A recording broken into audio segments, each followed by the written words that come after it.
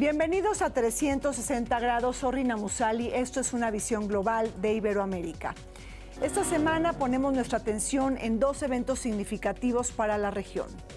La reunión de coordinadores nacionales y responsables de cooperación iberoamericana que se celebró en Guatemala el pasado 5 y 6 de diciembre. Una reunión preparatoria hacia la 26ª Cumbre Iberoamericana de Jefes de Estado y Gobierno que tendrá lugar en Guatemala en el 2018. Esta comunidad de 22 países de habla hispana y portuguesa en América Latina y la península ibérica que impulsan la cooperación en materia de educación, ciencia, cultura, innovación y tecnología.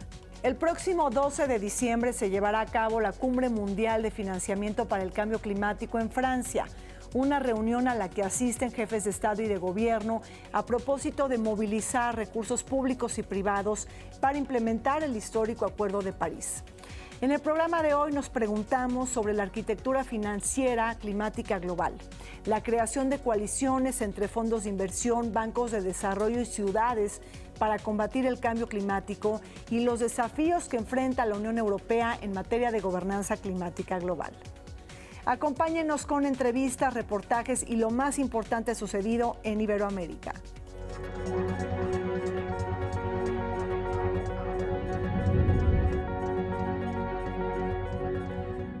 En Honduras, el Tribunal Supremo Electoral no ha emitido un ganador tras las elecciones presidenciales del 26 de noviembre.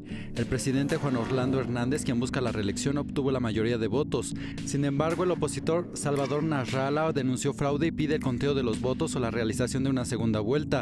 Esta situación ha generado violencia en las calles, dejando al menos 14 muertos. El presidente de Venezuela, Nicolás Maduro, anunció la creación del Petro, una moneda digital de pago. Estará respaldada por las reservas de petróleo y recursos minerales del país y servirá para contrarrestar el bloqueo financiero que sufre la nación bolivariana. Un juez del Tribunal Supremo Español retiró las órdenes europeas de detención dictadas contra el expresidente del gobierno regional catalán, Carles Puigdemont, y de 4 exconsejeros de su gabinete que huyeron a Bruselas. La justicia argentina ordenó el desafuero y arresto de la exmandataria Cristina Fernández de Kirchner por presunto encubrimiento de iraníes acusados por el atentado a una mutual judía que causó 85 muertos en 1994. A la actual senadora se le acusa de traición a la patria. En la antigua Guatemala se realizó la primera reunión de ministros de Relaciones Exteriores de la Conferencia Iberoamericana. En este encuentro se analizaron las estrategias para que nuestra región contribuya de manera más efectiva a la implementación de los Objetivos de Desarrollo Sostenible. También se revisaron los programas de cooperación en sus modalidades sur-sur y triangular, así como los avances en el cumplimiento de los compromisos de las pasadas cumbres iberoamericanas. Esta semana en nuestra sección Bajo el Radar nos preguntamos sobre los preparativos de la 26 Cumbre Iberoamericana de Jefes de Estado y de Gobierno que tendrá lugar en el 2018 en Guatemala. Para hablar de este importante tema nos acompaña Omar Cepeda. Él es director de noticieros de la Dirección General de Televisión Educativa en México. Omar, bienvenido a 360 grados, un gusto platicar contigo. Hola Rina, al contrario, es un placer también estar en este importante programa para Iberoamérica 360 grados y qué mejor en el marco precisamente de esta 26ª cumbre de ministros de exteriores acá en la antigua Guatemala. Un gusto. Igualmente, Omar, platícanos, Guatemala ha sido sede de varias reuniones de alto nivel sobre la Cumbre Iberoamericana que tendrá lugar en Guatemala el próximo año. ¿Cómo van los preparativos hacia esta cumbre? Una cumbre que está organizando la CEGIB y de la que están invitados 22 jefes de Estado y de Gobierno.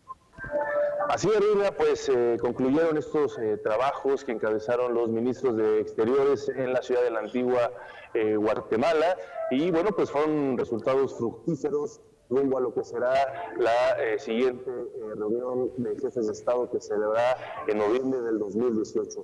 Son encuentros muy importantes porque empiezan a buscar consensos entre los 22 países que conforman la región, bajo un lema que también es muy importante: las diferencias nos unen.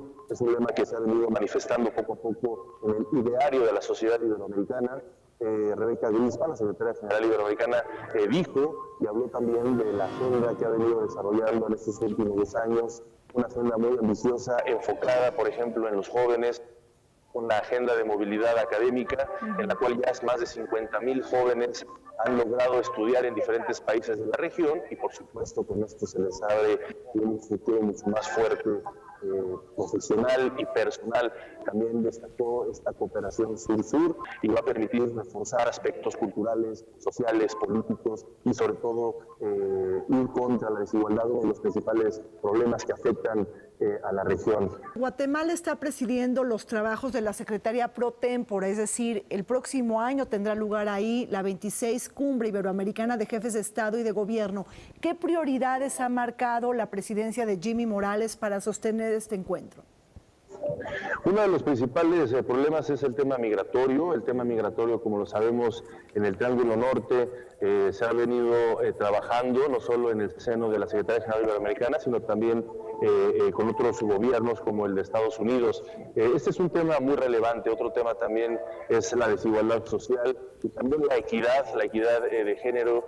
También la parte indígena será un tema relevante a considerar en estos trabajos y en estos esfuerzos. Sin duda alguna, los jóvenes también, basados en que el continente americano, o Latinoamérica en este caso, pues es una sociedad joven y que se les tienen que abrir las puertas y se les tienen que dar oportunidades suficientes para que contribuyan en un futuro a la sociedad iberoamericana, pero también, por supuesto, a su futuro propio. De esta forma, estos son los temas que se están delineando. Otro tema paralelo que se va a estar trabajando desde ya es la Agenda Verde, todo basado en el modelo de desarrollo sustentable o en la Agenda 2030 que está orquestándose desde la ONU. Esta agenda también muy ambiciosa que forma parte de todo el mundo, pero que sí van a estar tomándose en cuenta muy cercano por todos los ministros que participen. Una agenda muy intensa, la que se avecina, y bueno, pues ahí irán enfocándose todos ellos en estos temas que te acabo de comentar, Rina. Y ahí, bueno, hablando de esta reunión tan importante de ministros de cooperación de Iberoamérica, pues entonces ahí todos los temas de cooperación se tienen que entrecruzar con la Agenda 2030 y los 17 Objetivos del Desarrollo Sostenible. ¿Cómo estamos caminando en esta materia, Omar? Yo creo que el compromiso de todos los ministros, que como bien lo dices, lo van a ir abarcando desde sus distintas trincheras, es total. Afortunadamente, una cumbre como esta nos permite abordar temas más allá de lo económico, más allá de lo comercial y centrarnos en temas social que tienen que ver con la sociedad, con el humanismo, y eso nos va a permitir flexibilizar acuerdos y tomar decisiones que realmente impacten de manera positiva en esta Agenda 2030. Pues muchísimas gracias a Omar Cepeda. Él es director de noticieros de la Dirección General de Televisión Educativa aquí en México, por esta entrevista. Omar, debemos de estar pendientes de estos preparativos y de estas 20 reuniones que van a anteceder a la cumbre de jefes de Estado y de Gobierno que tendrán en Guatemala, y sobre todo con este eje de trabajo de la Agenda 2030 y los 17 Objetivos del Desarrollo Sostenible. Muchísimas gracias, Omar, y bueno, te damos un saludo desde la Ciudad de México. Gracias igualmente, y así es, muy al pendientes. Apenas fue la primera reunión ministerial de alto nivel que se desarrolló en Guatemala, y por supuesto hay que darle seguimiento poco a poco a las otras que se avecinan para llegar finalmente fuertes a esta 26ª Cumbre Iberoamericana en la Antigua Guatemala. Un fuerte abrazo, Rina. Igualmente, muchísimas gracias, Omar Cepeda, desde Antigua Guatemala. Gracias.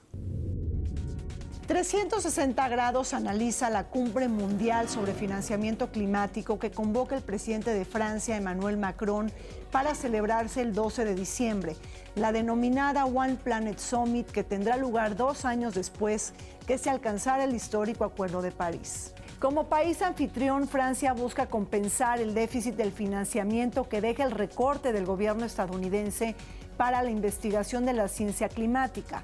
Donald Trump, quien decidió retirarse del Acuerdo de París negando el calentamiento global. El propósito de esta cumbre es movilizar financiamiento público y privado entre gobiernos, ciudades, empresas, inversionistas y ONGs para avanzar en la implementación del Acuerdo de París. Recordemos que la COP23 celebrada en Alemania puso su atención en el financiamiento para la adaptación del cambio climático. Los gobiernos anunciaron su decisión de erogar $100,000 millones a partir del año 2020 para ayudar a los países más pobres y vulnerables a luchar en contra del calentamiento global mediante el llamado Fondo Verde del Clima. Durante este encuentro multilateral, varios países como China, Francia y Alemania decidieron llenar el vacío dejado por Donald Trump en materia de diplomacia verde. Me da muchísimo gusto saludar en el foro de 360 grados a dos expertas en temas sobre cambio climático. Nos acompaña Danae Espinosa, ella es cofundadora de una ONG y de un movimiento sobre jóvenes caribeños y latinoamericanos frente al cambio climático. Danae, bienvenida. Muchísimas gracias, buenos días. También nos acompaña Lorena González, ella es asesora internacional en materia de cambio climático. Gracias por estar con nosotros. Un placer. Gracias, un placer. Lorena, en el marco de la lucha sobre el cambio climático a nivel internacional y de este vacío que deja la política de Estados Unidos con Donald Trump frente a la Casa Blanca, Emmanuel Macron convoca a una cumbre de financiamiento climático a nivel mundial y busca ocupar este espacio de liderazgo en la diplomacia verde. ¿Cómo estás mirando esta cumbre que tendrá lugar el 12 de diciembre cuando la economía mundial está enfrentando una serie de embates? Por ejemplo, la ralentización económica de China. En América Latina estamos ante el fin del superciclo en las materias primas, es decir, hay movilización, habrá movilización de recursos públicos y privados para combatir el cambio climático. Hay una gran expectativa sobre esta cumbre climática. Esta cumbre se da en el contexto del aniversario de la firma del Acuerdo de París, de la adopción del Acuerdo de París, en esta cumbre histórica que tuvo lugar 2 años. Hace 2 años, efectivamente. Y entonces tenemos este efecto de una controversia a nivel internacional respecto a qué va a pasar si Estados Unidos se retira del Acuerdo de París. Y por ello entonces empieza esta controversia a nivel global de quién va a asumir ese rol de liderazgo junto con China, para poder seguir impulsando, por un lado, la finalización del manual de reglas del Acuerdo de París, que es un trabajo que está en marcha, y por otro lado, el impulso político, porque este tema realmente requiere de ese impulso político. Lo que vemos ahora con esta invitación a esta cumbre es una respuesta internacional favorable. Vemos señales muy positivas, no solamente de los gobiernos, también del sector privado, de organizaciones de sociedad civil, de centros de pensamiento a nivel global que están visibilizando este encuentro y que están generando expectativas respecto a los resultados posibles, por un compromiso consagrado en la propia Convención Marco del Sistema de Naciones Unidas, en el cual los países desarrollados están obligados a apoyar a los países en desarrollo a combatir los efectos del cambio climático. En la COP15 en Copenhague ciertamente hubo una debacle política, digamos, hubo un momento de muchísima tensión en donde la manera de salvar el proceso multilateral fue haciendo nuevos compromisos de financiamiento. Por parte de los países desarrollados hubo 2 compromisos. Uno, de movilizar financiamiento acelerado, digamos, el financiamiento de arranque rápido, que fue como se le llamó, que fueron $30,000 millones en un periodo de 3 años, de 2010 a 2012, y el financiamiento que se conocía como de largo plazo, que era esta meta de los $100,000 millones por año. Hay diferentes interpretaciones de qué tanto nos ha servido o no tener esta cifra sobre la mesa. Realmente fue un compromiso político, no está sustentada esta movilización de recursos para nada, ni en temas de necesidades identificadas, ni muchísimo menos en los costos reales. Es voluntad política, que estamos estimando ahora de combatir los efectos del cambio climático. Entonces, este compromiso político estuvo velado, digamos, con este escenario de controversia en las negociaciones multilaterales. Se reafirma finalmente el compromiso en la COP16 en Cancún, aquí en México, y después de esa reafirmación es que se consolida, digamos, la institucionalidad del Fondo Verde para el Clima, que ha sido el único fondo creado bajo la Convención específicamente para la implementación de este tipo de acciones. Ahora, estamos muy lejos del cumplimiento de esa meta. Realmente las estimaciones de la provisión, y aquí hay un tema que es muy sutil, pero que es importante mencionarlo. La provisión de recursos públicos financieros es una pequeña parte de esa contribución de los $100,000 millones por año a partir de 2020. En realidad, esta cifra a lo que se refiere es a la movilización general de recursos de financiamiento. Y ahí entonces entran capitales privados. Ha habido realmente un tema muy complejo metodológicamente para determinar esos vínculos causales entre las intervenciones públicas y los flujos de dinero privado que al final se utilizan para combatir el cambio climático. Pero ven algunas coaliciones, por ejemplo, ustedes que están tan metidas en el tema, entre los bancos del desarrollo, algunas ciudades o bien los fondos de inversión, es decir, ¿cómo se está movilizando este capital también privado del que está hablando Lorena? Pues yo te puedo mencionar esta cuestión, por ejemplo, de los fondos de cooperación internacional, en este caso GIZ, que es de Alemania. Creo que son uno de los países que ha estado invirtiendo unas cantidades enormes, sobre todo para Latinoamérica y el Caribe, para proyectos. Y lo más interesante de esto es que obviamente también parte de este financiamiento pues viene de los impuestos, obviamente, de la sociedad alemana, pero también son convenios que ellos ya tienen con sector privado, literal, pues allá de Europa, ¿no? Pero creo que ha servido mucho sobre todo para que se pueda hacer una triangulación muy buena entre organizaciones de la sociedad civil, sector público y el sector privado. Ahora, déjenme preguntarles, esta COP23 que se dio a través de la presidencia de las Islas Fiji, pero también bajo el apoyo de Alemania. Esta COP23 en Alemania, de alguna manera, concentró gran parte de su atención en el tema del carbón. Y esto lo saco a relucir porque Francia y Alemania, frente al vacío que ha dejado Donald Trump, buscan colocarse como los grandes campeones del clima. Sin embargo, vemos que también contrasta este posicionamiento con sus políticas nacionales, porque Alemania sigue siendo el cuarto consumidor del mundo del carbón. Este tema, Lorena, incomodó a Angela Merkel.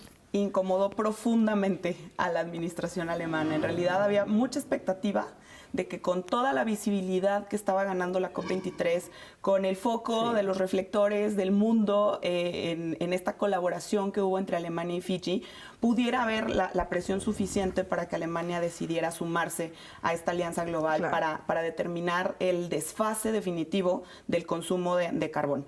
Esta situación no se dio, lamentablemente. Al final, a pesar de toda la presión que hubo, un esfuerzo diplomático muy importante encabezado por el Reino Unido y Canadá, movilizando a muchos sectores diferentes también empresariales. Y México participa en esta iniciativa. México participa en esta iniciativa. España se desmarca. Australia se desmarca, que en el tema de la geopolítica del Pacífico, digamos, fue súper relevante porque había todas estas iniciativas de cooperación y de colaboración muy estrechas, tanto de parte de Australia como de Nueva Zelanda, con su región. Hay muchos proyectos de cooperación que tienen específicamente para apoyar a las islas del Pacífico.